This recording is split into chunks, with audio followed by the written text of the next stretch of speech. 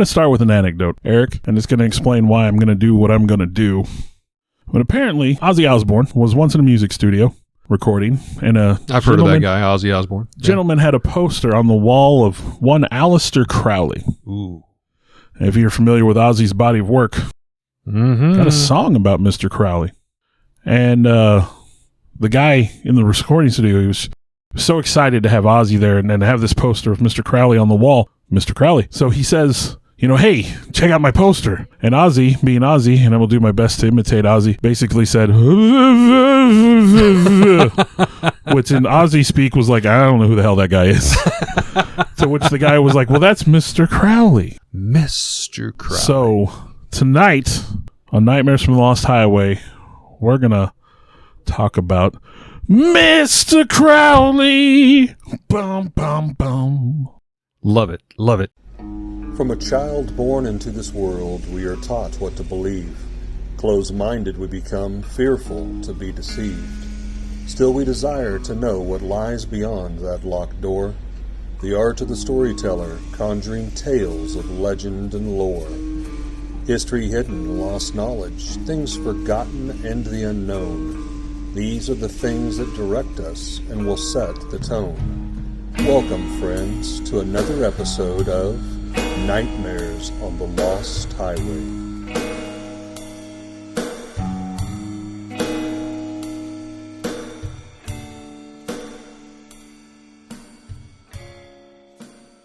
So, born Edward Alexander Crowley, the man would become known as a British occultist, ceremonial magician, drug fiend, sex addict, writer, poet, big game hunter, mountaineer, and, quote, traitor to the British people. Guy was something. I believe the most evil man in the world. Yeah. He was a practitioner of magic, spelt with a K, his spelling, called himself the Beast 666, and was publicly shunned in his own lifetime for his decadent lifestyle. He had few followers, and had followers his entire life, it seems like, but really became a cult figure after his death.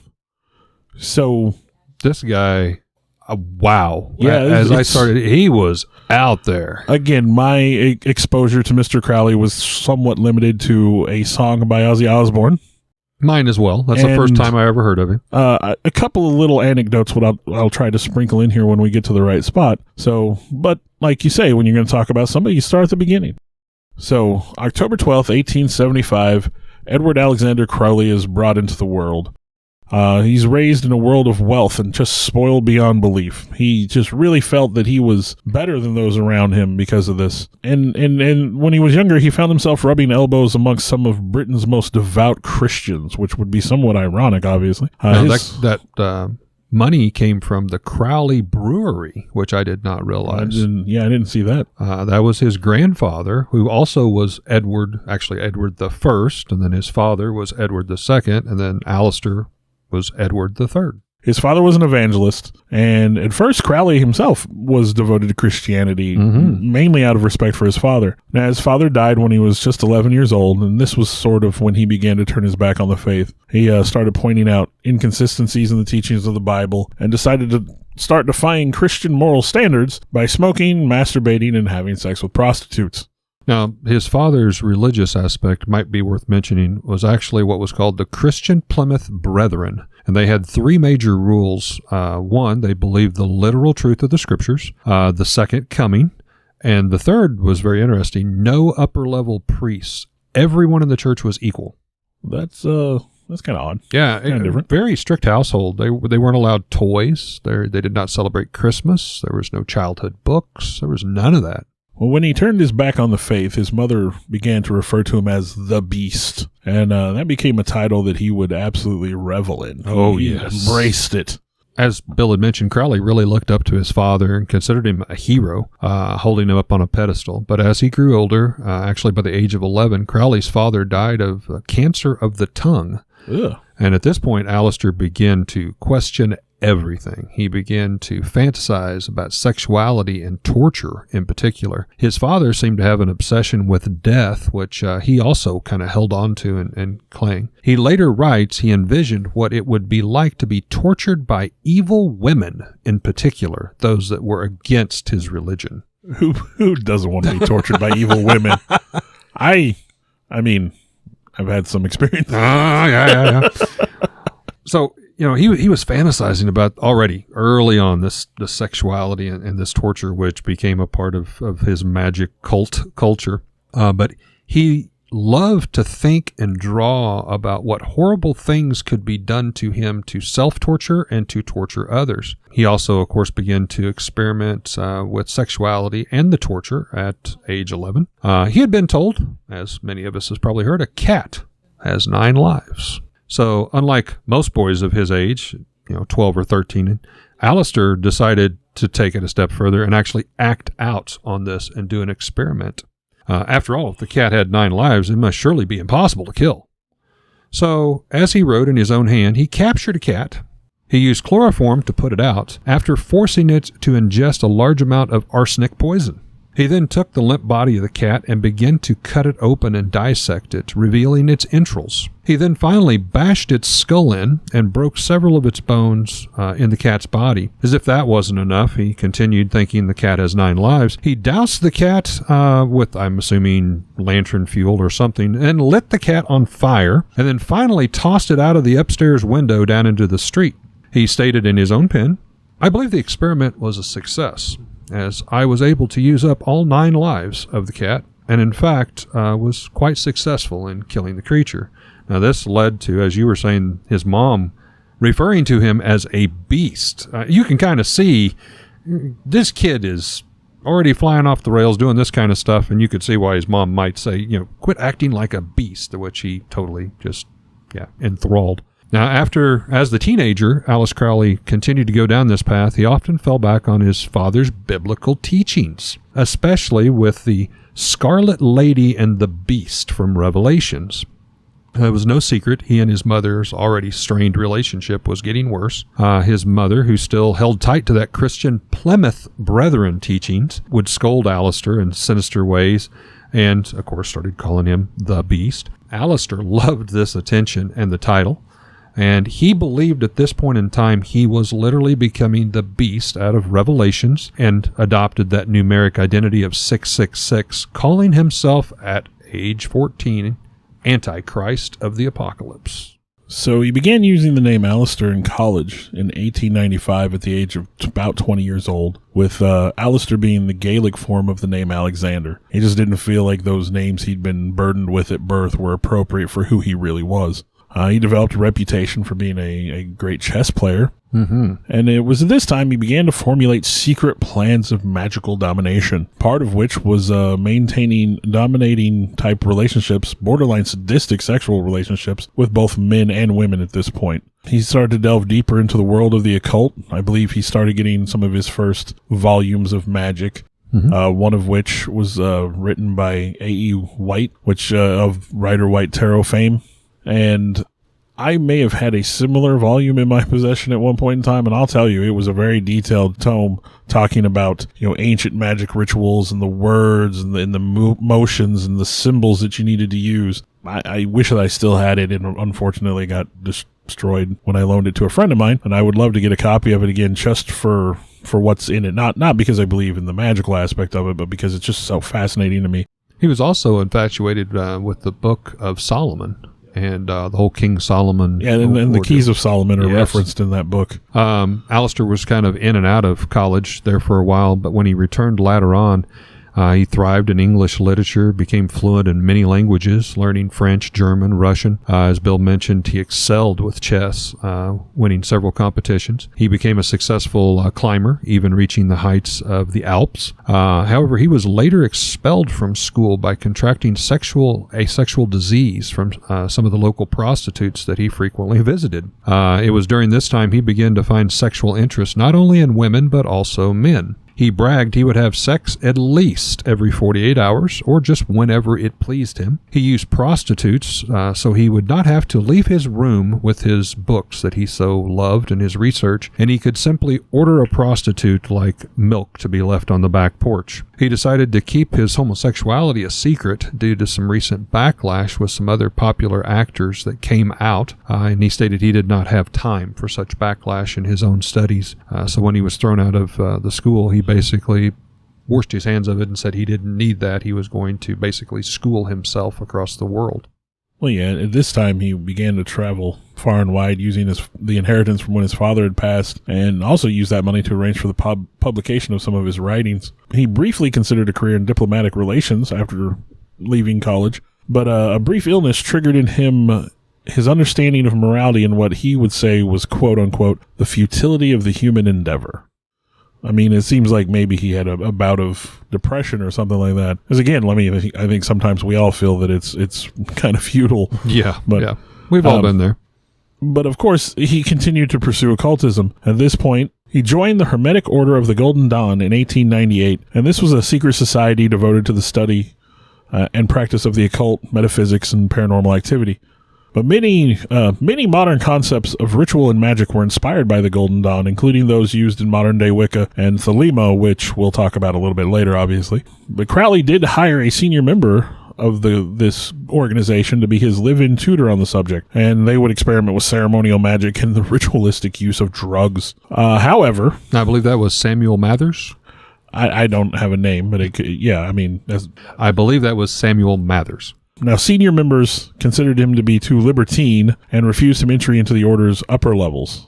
So at this point in time, Crowley leaves the Golden Dawn. He decides it's not worth his time. If they're not going to let him into the upper levels, then obviously he doesn't belong there. Now, there is a story here that I found, and I wasn't really sure how much I wanted to talk about it. But apparently the Golden Dawn had other members. If Crowley could be labeled a black magician, then there were white magicians amongst the Golden Dawn. Mm-hmm. And supposedly, when he left, he came to the steps and he was confronted by two of the white mages, which, I mean, a very Harry Potter-esque kind of wizard's battle ensued, in which a vampiric creature was summoned by the white mages to attack Crowley, and there were actually pieces of his flesh that were devoured by the beast. And straight out of that scene in Harry Potter.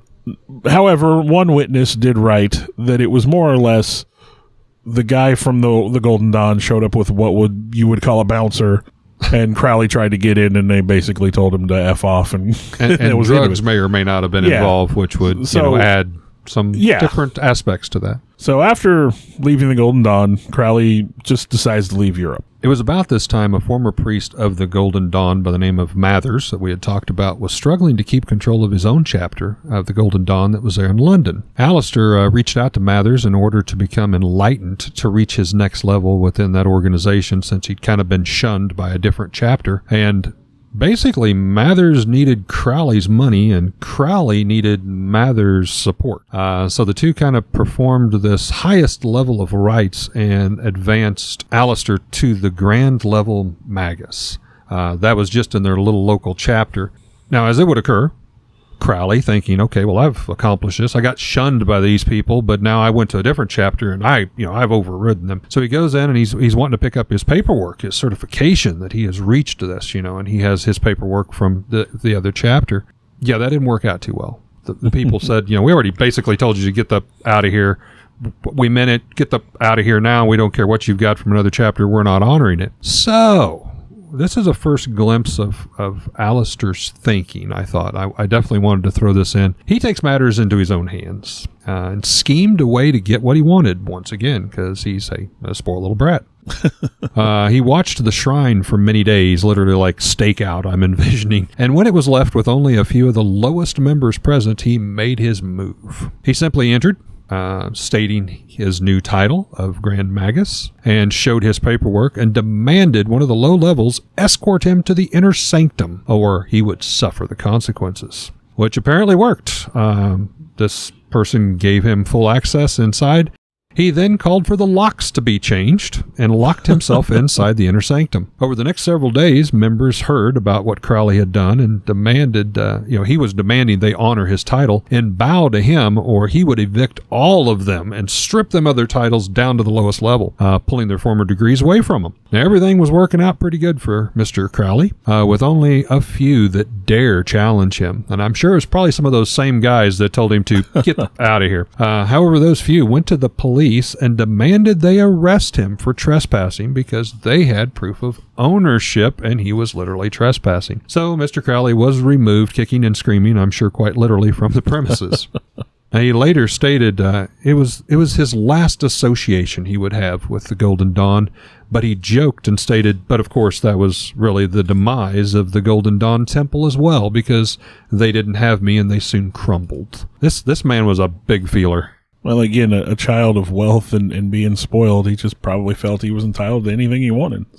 So after the falling out with the Golden Dawn, Crowley decided to leave Europe, where he would travel to Mexico and then to Japan, Hong Kong, Ceylon, and India. This man traveled everywhere. I think during his time in Mexico, he that was when he spent time as a big game hunter, which I don't know how much big game you got in Mexico, but yeah. Now in India, he would begin to practice Raja Yoga, a Hindu meditation technique. He would also accompany mountaineers in the first attempt to climb K2 in 1902. So that was kind of interesting. Mm-hmm. So later in 1902, he settles in Paris. And there he immerses himself in the art world, and it is there that he would meet his future wife. His friend Gerald Kelly introduces him to his sister Rose, and their marriage begins as one of convenience, just simply to prevent her from entering into an arranged marriage. So it seemed noble enough. They would fall in love, actually, and for a time he would set aside his profane writings and actually pen several love poems for her. Oh, that's sweet. They seemed like the perfect pair at first. She would follow him on his journeys and join in his schemes.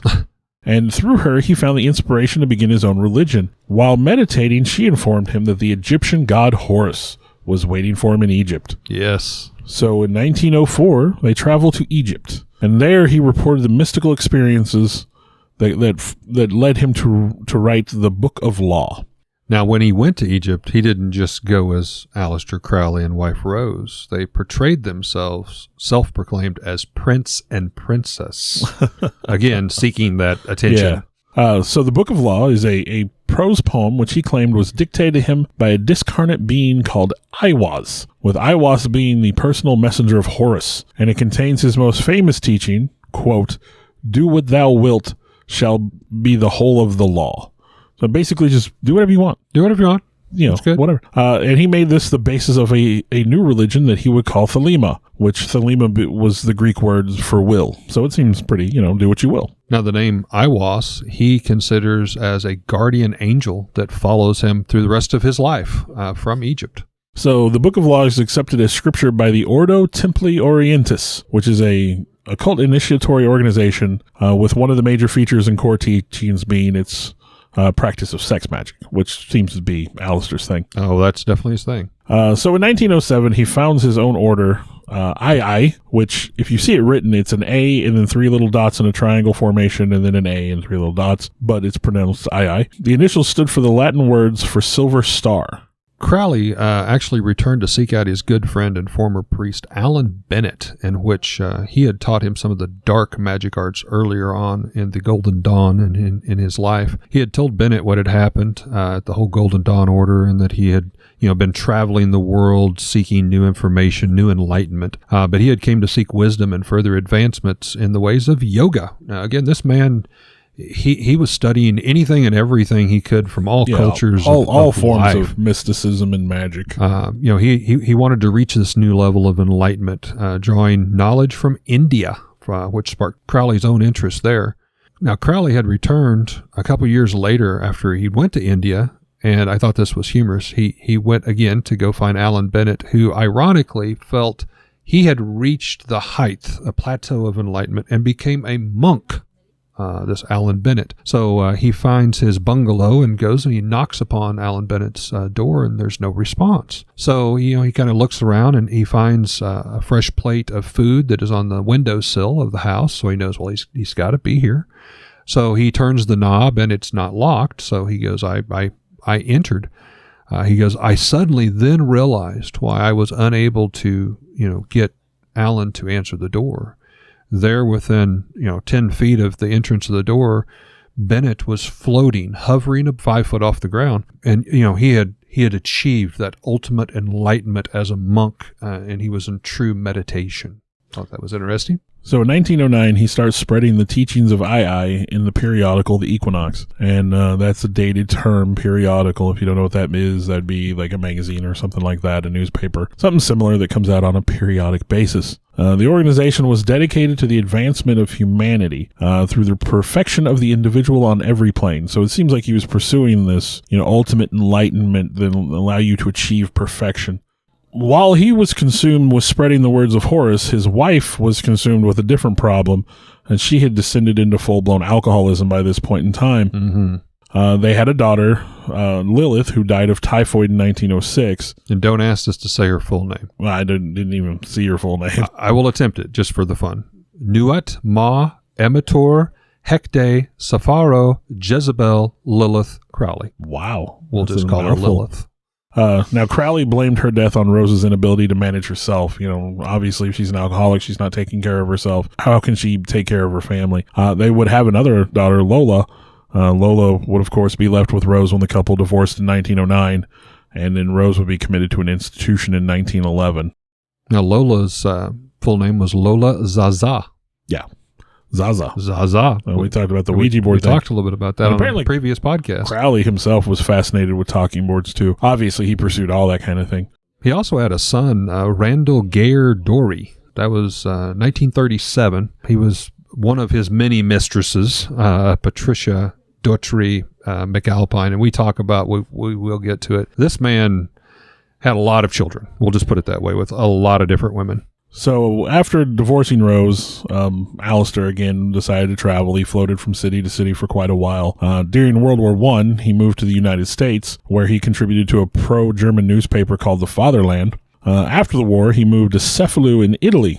And this was kind of a significant time in his life. There, he converted a house into a sanctuary he called the Abbey of Thelema. And he declared himself, and I'm going to try to say this right, Ipsissimus, or Beyond the Gods, in 1921. Now, following the death of an English follower in Sicily, after allegedly participating in a sacrilegious ritual that is said to have included the consumption of the blood of a cat, people started to turn on him. This led to him being denounced by the British press as the wickedest man in the world. Yeah, here we go. Now, he would have denied this claim himself. He claimed that his work was truly good because it was freeing man from his earthly rules. He would later be expelled from Italy in 1923 during the rule of the fascist Mussolini, because even the fascists were like, dude, the stuff you're doing's wrong. Yeah, this is messed up. They kicked him out. The abbey was closed. His followers were dispersed. Now, right about that time, he wrote one of his many books. This one I thought was quite fitting. The Diary of a Drug Fiend. Yes, I saw that. Which he hoped to sell for some much-needed money. At this point, he had burned through his father's inheritance, his mother's inheritance, and actually 2 aunts' inheritance. So this was considered a collection of his most esteemed insight and teachings. He struggled for a while, but he did find a publisher who paid him a substantial forward for that book, The Diary of a Drug Fiend. And the publisher, I thought this was, maybe ingenious is not the best word, but he embraced the whole scam, the scandal that Aleister Crowley, that you were just talking about, was going through. The whole dark arts, knowing there would be backlash. So to answer this, he took out many ads in the local newspaper, and literally, like, the title was Orgies in Sicily, followed by the words The Beast 666. In coming days, another wave of ads for advertising would appear with a photo of Mr. Crowley with a shaven head and the number 666 actually on his forehead. The publicity stunt worked, as many of the followers now flocked to the mad magician's doorstep trying to find him. This is crazy advertising that works. But he had left a gentleman by the name of Raoul, who was a follower, and his, I guess you would say loosely, fiancée, Betty May, as followers into his former estate when he moved to Paris. I wanted to put this in here because it kind of puts you into perspective. Aleister Crowley was struggling to take care of himself. Okay, we'll put that out there. He had some followers back there. Well, meanwhile, back at the Abbey estate that Crowley had left to a friend and a handful of followers, one faithful follower, Raoul, and his, I guess you would say his fiancée, Betty May, continued to practice the dark arts with Crowley and sex magic, with increasing amounts of heroin added. They found themselves almost starving as the estate crumbled around them, literally holes in the roof, windows broken, little or no money to survive on. However, Raoul was dedicated and believed the magics and the sex and drugs would finally lead him, like his master, to a better, more enlightened life. His health continued to decline with self-induced heroin trips. He made Betty May promise that she would not seek out help from the authorities. She would not go to them, and she would keep everything a secret. The remaining members of the chapter forced her to sign an affidavit, even swearing to her secrecy over everything that was going on with Raoul. After a few weeks of nearly starving and self-medicating, Raoul finally passed away, leading to a very scandalous backlash on the living conditions Crowley had left them in. Young Betty May made a break for it, as she probably should have, and fled the abbey, leaving the cult to never return again, trying to make her way to England. Now, that backlash was embraced even more by Aleister's new publisher with that book, The Diary of a Drug Fiend. The publisher sought out Betty before she actually got on the train to go to England and got an exclusive interview that they manipulated and tweaked a little bit more to their liking. Titles and articles would come out saying, Crowley, the depraved landlord of Sicily. The story stated the most evil man in the world lured young victims into his trap where he locked them up and left them to die. Another story would be published just a week later after that one, and this time with a glimpse of a failed mountain climb from years back. Bill had mentioned the K2 mountain. Yeah, there was another expedition where I believe some of them were caught in They didn't avalanche. They didn't make it out. And Crowley heard their cries for help, and he's like, told you not to go that way, and just completely ignored them. Yes. Later on in a confidential interview, Crowley stated that for the first time he felt fear on that mountainside, and while he heard the screams of those that followed him, he simply just left them. Yeah. But this story kind of possibly added a little bit more to that. Not only that he abandoned them, but not before practicing sex magic, possibly on the dead bodies, as well as practicing cannibalism. So when Ozzy asked, could you talk to the dead, that wasn't all he was doing. No, he was doing a little bit more than talking to him, I believe. I should not have said that. The story, allured that Crowley obviously had led these followers up the mountain and once again abandoned them, left them, to be forgotten. And then at that point, in April 23rd, 1923, the law stepped in and Palermo, Italy, and excommunicated to get them out of there. Well, in the late 20s, he would marry again, this time to a Nicaraguan woman named Maria Teresa Sanchez. But yeah, like you said, by this point he had exhausted his inheritances and he could no longer travel like he used to. So I think finally he moved back to England in the early 30s. Well, Crowley had continually had a handful of devout followers. They continued to perform and even charge admission to the public to watch some of their tamer, yet still provocative practices to help earn some money. Crowley had brought in a new devout follower, a woman by the name of Pauline Pierce. She was from America. Now, she often accompanied him up on the stage and performed these rites and rituals that they would charge money for. In 1924, Crowley and Pauline Pierce returned back to America from Italy. This was in early October 24, and 8 months later, on June 8th, 1925, she gave birth to a little girl named Barbara Pierce. Now, this is an interesting tidbit. It is not able to be proved because, as we kind of stated, Mr. Crowley got around. He slept with a lot of women, had a lot of illegitimate children, but the name Barbara Pierce may mean something to a few of you out there. Barbara would later marry George H.W. Bush, who eventually became the 41st president of the United States. Well, then, of course, they had a son, George W. Bush, who became the 43rd president of the United States. So while there is still some uncertainty, and it is hard to prove, but you might ask, could the president, George W. Bush's grandfather, truly be the most evil man in the world? I mean, with today's political climate.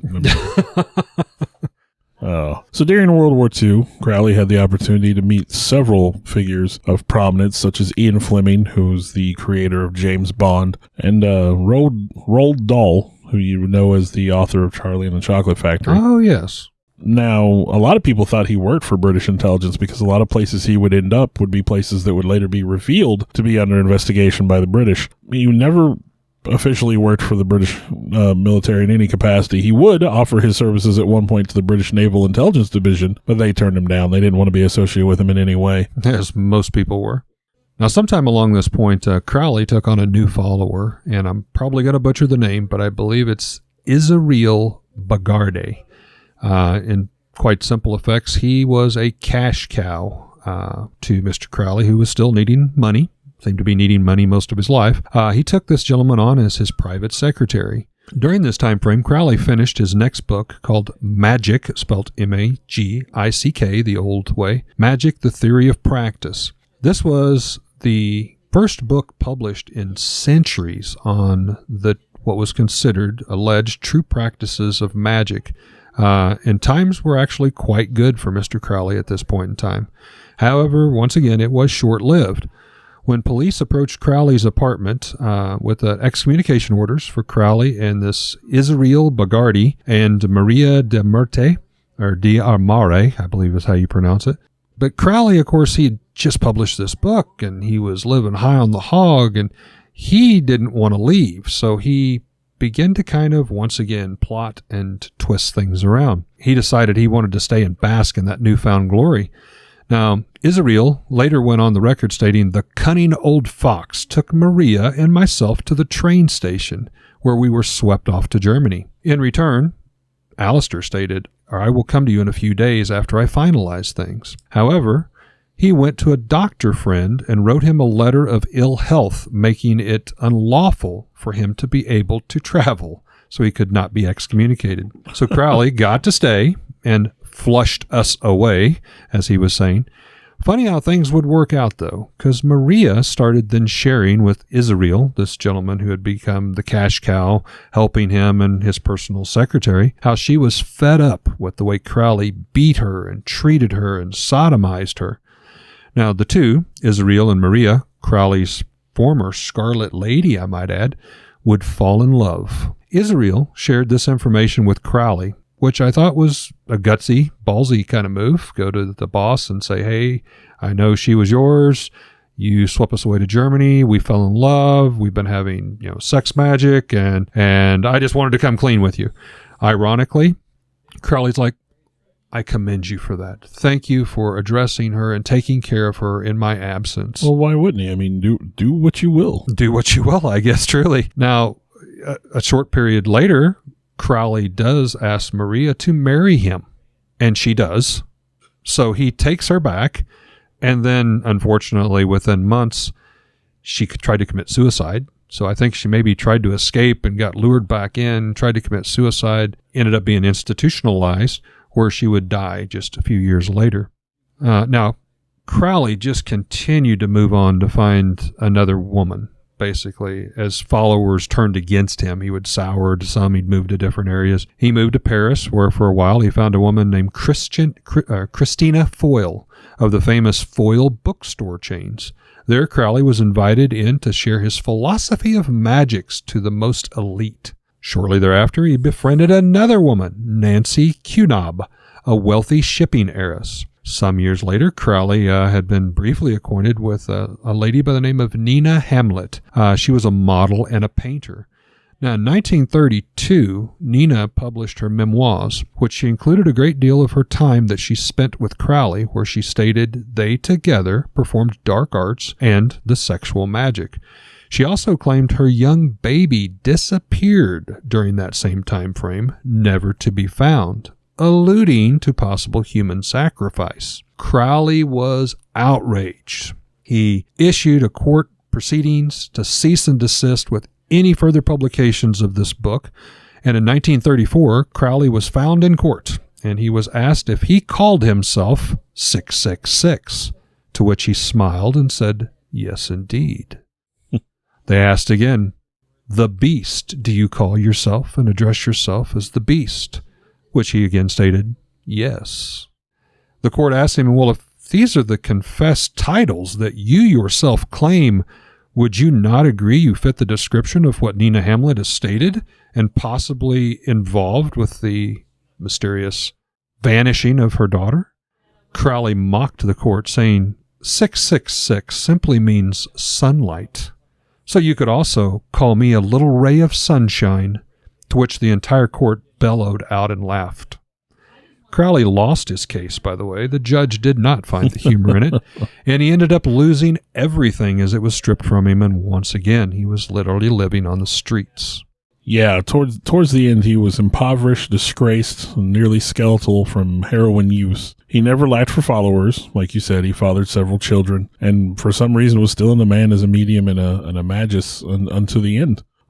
His final notable achievement was publication of the Book of Thoth in 1944, in which he interpreted a new tarot deck called the Thoth, which he designed in collaboration with artist Frieda Harris. Now, this would be, of course, counter to the Rider-Waite tarot deck that we're familiar with by E.A. Waite. And I know that I've read this anecdote before. I couldn't find it when I was doing the research, but you know, at some point, Crowley and Waite actually engaged in spiritual warfare with one another, where they would send, allegedly, you know, spiritual entities across continents to track down and harass each other with. Yeah, I remember Crowley stating that he'd sent this witch, almost like a succubus, that came to his dinner table, and he said, I turned and I saw this old weathered hag, and she touched me, and I felt the life draining from my body, almost like a vampire. Yeah.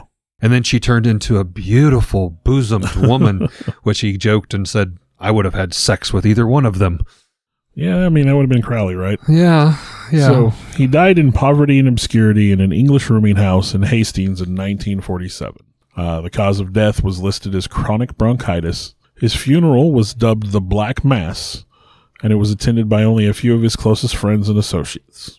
And that kind of closes the book on an interesting, evil, kind of sad character.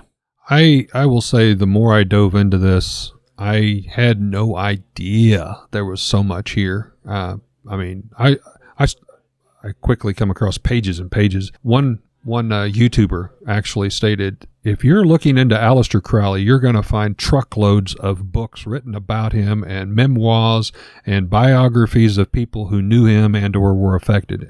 That was right spot on. There's a lot of speculation. Again, very hard to prove, but figures like Winston Churchill, it is speculated that Aleister actually gave Winston Churchill the V for victory concept that he was known for. Hitler, it is alleged that he provided readings and predictions which helped Hitler throughout the war. At one point, it's actually even speculated the Nazi swastika was a symbol that Crowley shared, and that's where the swastika actually came from. Then, of course, we have the whole Jack Parsons, the rocket missile engineer. He came to be a high priest in Crowley's church, and he himself brought in a new member to the church, Lafayette Ron Hubbard, who later went on to form the Church of Scientology. Together, Jack Parsons and Lafayette Ron Hubbard stated they had sexual acts and dark magic that they practiced together. So how many kids did this man really have? How many lives did he touch? And maybe that sounds too affectionately because, you didn't want to be touched by Aleister Crowley. But this man's legacy is just like a great crater into the abyss. And it seemed like he affected a lot of people very negatively. Just a very disturbed individual.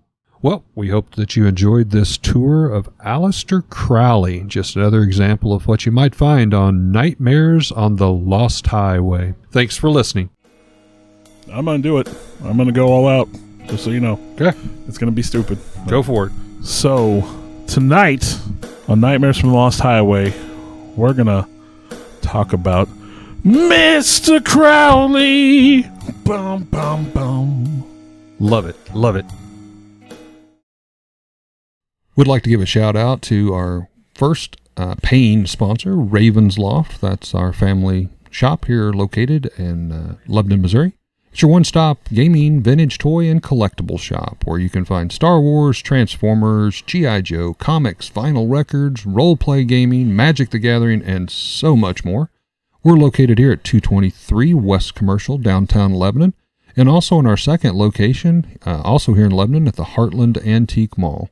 We'd like to thank Ravensloft for again supporting Nightmares on the Lost Highway. I want to take a time to thank the people that helped bring this all together. Alex Tudor, you can almost call him our producer at this point. Sarah Tudor, who also helps with some of the technical stuff. I want to take a moment to extend thanks to Eric for letting us use his space to record in, kind of our makeshift studio. I, in turn, would like to thank Bill for, one, putting up with me and using this camaraderie to do something we both very much love and enjoy doing, and thank Bill's family for allowing him to spend all the time to work and clean up our recordings and present them in what you hear in the final terms, the final edition, if you will. And I'd like to thank all of you for continuing to listen. I know we've got some loyal followers out there. We do this as a labor of love, but we're happy that there are people that enjoy it hopefully as much as we do. Thank you very much.